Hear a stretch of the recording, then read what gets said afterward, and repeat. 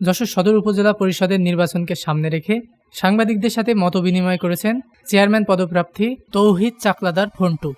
মঙ্গলবার সকাল 11টার দিকে যশোর প্রেস ক্লাবে তিনি সাংবাদিকদের সাথে এ মতবিনিময় করেন। মতবিনিময়কালে তিনি সদর উপজেলাকে স্মার্ট উপজেলায় রূপান্তরের প্রতিশ্রুতি দেন।